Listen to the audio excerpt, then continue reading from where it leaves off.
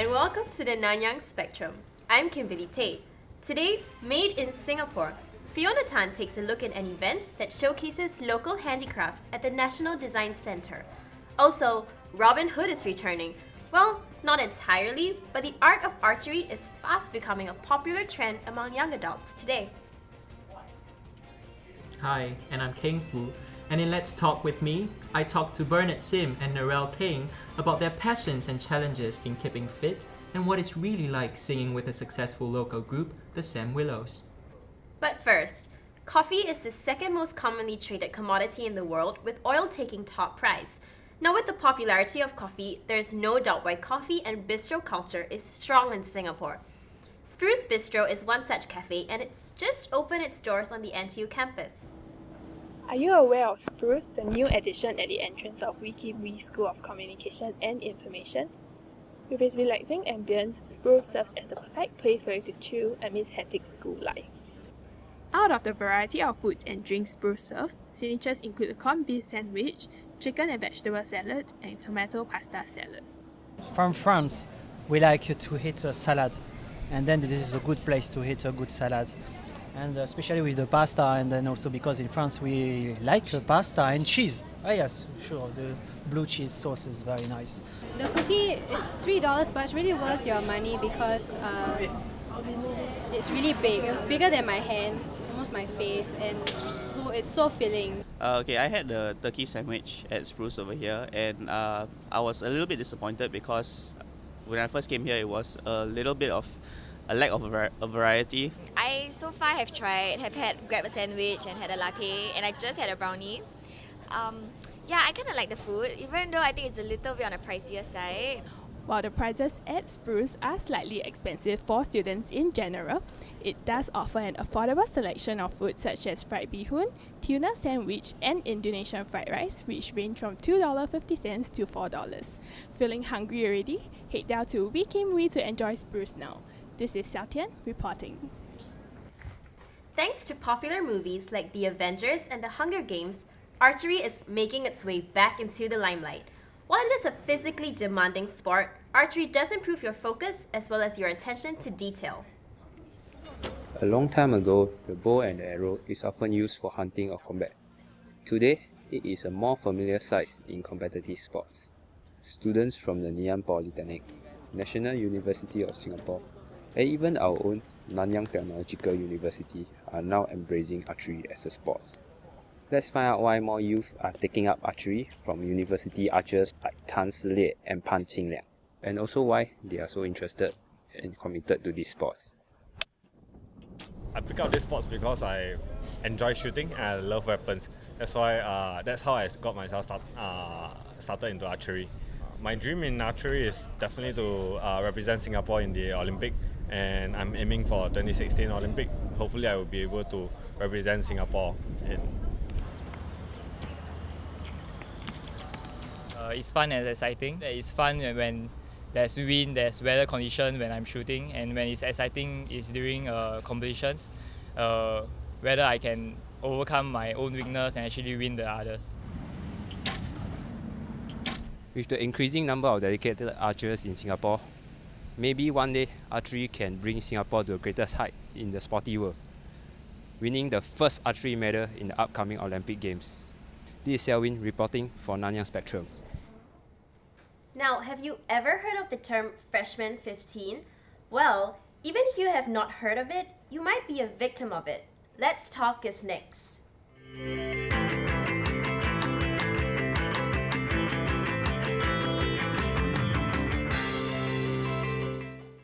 Well, freshman 15 is a term used in the United States to describe the amount of weight that a first-year university student often gain as a result of an unhealthy lifestyle. A handful of us, including myself, have in one point or another believed that the physique and physical fitness that we had gained during our national service are all part of our distant past. But today, I have someone with me who has successfully bucked the trend of tipping the scale. My guest is Bernard Sim, a final year MAE student, winner of the 2011 sports pageant, member of the NTU Dragon Boat team, and also a commando officer. So Bernard, tell me what it's all like. Hi, firstly, thank you very much. It's very nice to be here. And firstly, I think that keeping fit, it should be more of a lifestyle, not something that should be a chore. So once it's a lifestyle, then everything just falls into place. Yeah, Okay. because lifestyle is something like eating breakfast. So every day you eat breakfast, and it should be something that you do for exercise as well. So I think that basically that's what a lot of us lack. Because once we think that exercise is actually a chore, then we tend to shun away from it, which I don't think is really right. So I would like to know more about what you look like before you packed on the muscles. Okay, before I was like this. I was actually really scrawny. I weigh about 65 at a height of 185, so you can imagine I was really small. That I think would be pretty much like what I am now. But in any case, the viewers must be really interested in knowing what your motivation is for putting on muscles. Okay, my motivation actually started from wanting to be stronger. So usually in class when we were in poly, my class consists of 100% guys. Yes, 100% guys. So we usually wrestle in class and play arm wrestling. So strength training is one of the things I love to do because it's one of the challenges which I face every day. Because every day there'll be one thing to arm wrestle and see who wins and stuff. So it started off with strength training, and after a while I got used to it, and cardio became more of importance as well, because once you become too big, it's hard to run. Okay. So yeah, that's why I started training cardio, and before I know it, I'm just keeping a lifestyle where I do gym as well as running almost every day. Yeah. Okay, that's cool. And in case you guys didn't know, Burnett has actually won the coveted title of the NTU Sports Pageant King in 2011. So Burnett, would you care to share about how you feel on stage and what that experience was like? The experience was really good because I pretty much didn't have a chance to be in like pageants and stuff until I came to university. I get to do photo shoots and stuff which I previously never had experience in. So I would rate it a really fun experience that I will never get again. Yeah. Okay, I'm glad you enjoyed yourself so much. Yeah, of course. Yeah. So I'm pretty sure like the audience would also like to know about what it's really like to maintain your physique, because I believe it must be really difficult to maintain your size. So what is your advice for students? My advice to students is actually to keep a fit body is actually 80% diet and 20% exercise. So if you just stay away from the McDonald's and KFCs and stuff, actually you do quite well. So pretty much my rule is you can eat anything you want, because life is short, right? So you have to eat whatever you want. So Yes, I concur. eat whatever you want, Yeah. but always do it in moderation. Okay. So if possible, stay away from the oily foods and eat more basic stuff like your complex carbohydrates, as well as maybe more protein and fiber, vegetables. Never leave out the vegetables. Wow, Yeah. that is really insightful. And right now, we have come to the segment where maybe you could show us some simple body weight movements that people who like to begin bodybuilding can do. Right, so do I just do it here? Yeah, you can. Yeah, okay, so Yeah, you can show me some moves and. pretty much some movement that is actually quite simple. It's where you can use body weight is, you might all know, the push-ups. So we can start off with push-ups to exercise the pectorals, which is the chest. And after that, we can move down to abs, which is what all guys want, right? Yeah, I guess. So yeah, so basically today I'll be teaching you some basic movements where you can actually work out the front of your body. Okay. Yeah. Yeah. Let's. So have a we shall go. start? Yeah. Okay, so the pectoral movement is really simple. The push-ups, as you might all know, is just basically you go down. And then when you go down, you have to go all the way to your arms are bent 90 degrees. So down like this and up. Okay? So basically you do that for about 15 to 20 reps. Okay. And every time you go down, you breathe in, and when you exert, breathe out. Okay? So as we move on to the next exercise, we can do a bit of abs exercise. So this is a bit more challenging. It's a program which I really do almost every day. It's called the Ab Buster. Okay. Maybe I could do the Okay. ab busters Yeah, with you you. can show me, Yeah, yeah. that would be fun. Okay, so basically you start off with a bit of crunches. Okay. So your legs move up 90 degrees, okay, and your hands are cupped behind your ears, okay? Okay, I understand that crunches are different from sit-ups, are they? Yeah, they are simple from sit-up because a sit-up would mean that your legs are on the floor, Okay. and your body will have to come all the way off the ground. Okay. But for a crunch, it's different because only your upper body lifts off the ground. Okay. Yeah. So shall we do a repetition? Yeah, one Yeah. rep. Okay, so basically your legs go up 90 degrees, Yeah. hands behind your ears, and you go up. Oh, one. no. Okay, and that's Okay. one. Sure. Right, so after you do 15 reps of Yeah. this, okay, you go to the next exercise where you just lay it down. You do a leg raise. Okay. So your hands go behind your ears, okay, and you lift it up. All right. Right. Yeah, that This feels is good. one. Yep. Okay, so Alright. you do 15 reps of this, okay, and after which you do side benders to work your side abs. All right. Okay, so you cross your legs, Mm-hmm. okay, your right hand behind your ears, Yeah. and you move up to touch your knee, like this. Oh, it's yeah. Yeah, so one, Okay. Yeah, I'm feeling the Two. stretch. yeah. Very good. After 15 reps, you do the Yeah. other side, like this. Okay. Okay, so up, down, up, down. Right. Yeah, so 15 Alright. reps, and the last one will be a full sit-up. Go up, and down. Okay. Well, thanks, Bernard. That's all the time we have for demonstration. Thanks, King Fu. And now it's time for that break in time and space. A flash, a moment, but not just any moment. It's time for Selwyn's moment. Wow, any guys who have seen this will actually be jealous about him. Why? As Bernard will snatch away all the girls' attention while he take off his shirt. Agree? Okay, I'm sure you agree, okay? Yeah. Okay, so if I'm not sure whether you notice this, he actually resembles a famous China guy, Mike Chang. If you don't know about him, he's actually famous for his six-pack shortcut YouTube. So after seeing me and hearing me talking for so long, you all actually feel motivated to work out, especially all the guys out there who are still single and trying to attract all the girls' attention. I assume you do. So what are you waiting for? Because I'm totally motivated to work out. So let's go now.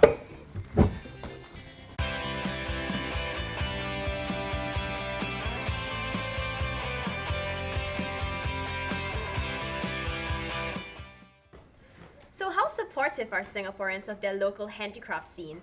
Well, we know that nothing compares to the satisfaction of buying something made from scratch, and usually by someone who's put in all their time into making that special piece of craft work.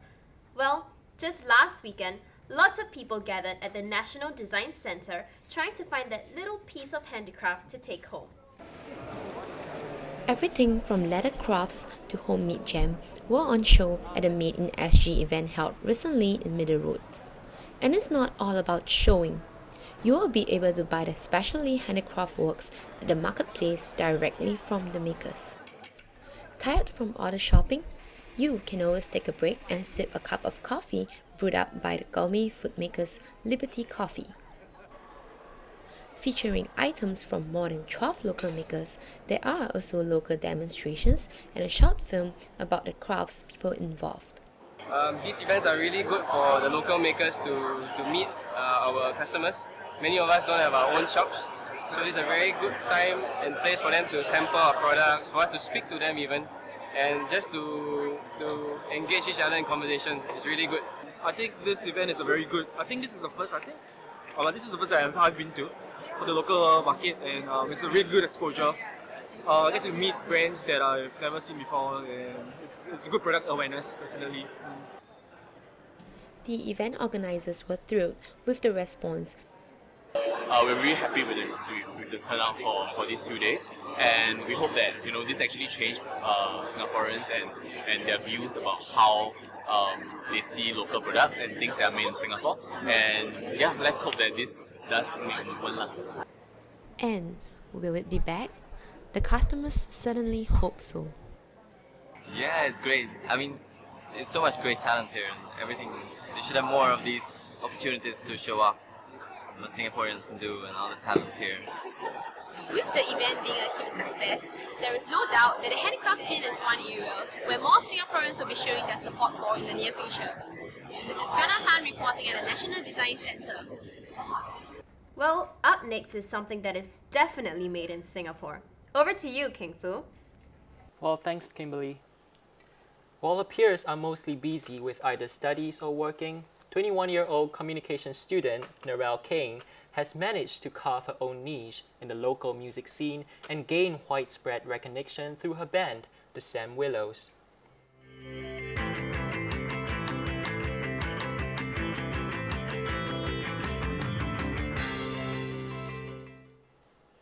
So tell me, Narelle, how do you do it balancing everything?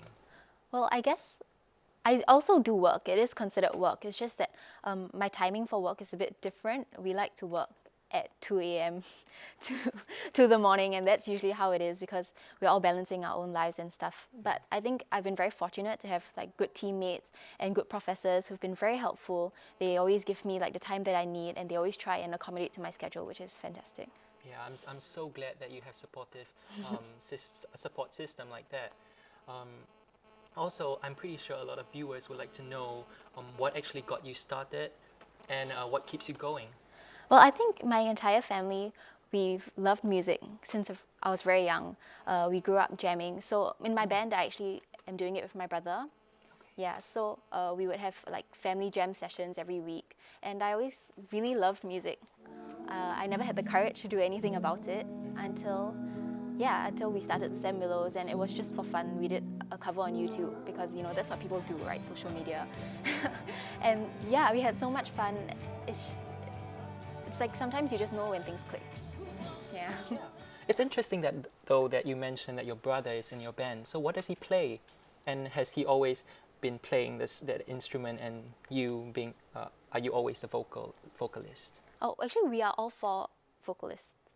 Yeah, so it's a 4-part harmony singing group, but we also play instruments. My brother, he plays the acoustic guitar. Okay. Yeah, actually we both picked up guitar around the same time, but of course he always wanted to be cool with the electric guitar, but then he realized he had more affinity with the acoustic. Yeah, for me it's a bit different. I was like kind of thrown around to different instruments. I was playing like electric guitar for a while, and then now we finally settled on me on the bass. Okay. Yep. So besides family ties, what actually made you want to stay in the band and not go as a solo artist? I think it's very different. It's really, really fun being in a band, especially considering that we are so close. I think we are like family. We honestly are. We spend so much time and we argue and we scold each other as though like we're siblings. Yeah, I know. It's really bad, but it's something that you don't get very often. And I think there's a certain sense of comfort that you achieve like by knowing that there are people around you, and it wouldn't be the same, you know, having to handle everything on your own. I think people underestimate how much a musician in Singapore has to do. So honestly, I don't know how I could do it alone. Okay. Also, a lot of us are really curious about what kind of music that you do, and how do you actually compose music? Yeah. So like I said, we started off doing covers, but we like writing our own songs. There's something about creating your own work. We play a mix of genres. Some people like to call it country. We like to not define ourselves by genre, but we are a vocal heavy group. We play a mix of pop music, but also like folk, indie, yet country kind of style. Yeah. Okay. So where do you see yourself in the next 5 years or 10 years? We have this like inside joke where we always say that we want to win a Grammy. I know, but you know, they say if you tell someone your dream and they don't laugh at it, then it's not big enough. So you laughed. Wow, which means that my dream is big enough, and that comforts look me. at that. Yeah. Yeah. So, but I mean, you never know in Singapore. I think we all have our own side projects as well that we really love doing, but we know that just music is something that it will always be there. So we don't want to put any boundaries on it. You know, we kind of realize that we like to work organically, and what comes, it comes. But we also need to be pushed off our butts sometimes. So yeah, I mean, hopefully in the next 5-10 years, definitely we'll be still doing this. But you know, you never know. Thank you, Narelle, for coming. But before we go, I would like to ask you a final question. If you were to sum up your experience so far, how would you sum it up in one sentence? I guess I would say that if I had to die now, I wouldn't have any regrets. Wow, look at that. Thank you so much for No your time. problem. Well, Kim, so what do you think? Can you sing? Well, I've never had the opportunity to experiment beyond the occasional karaoke session, but maybe if I got the chance, in 5 to 10 years' time, you'll see me in the Sam Willows as like the tambourine player or something.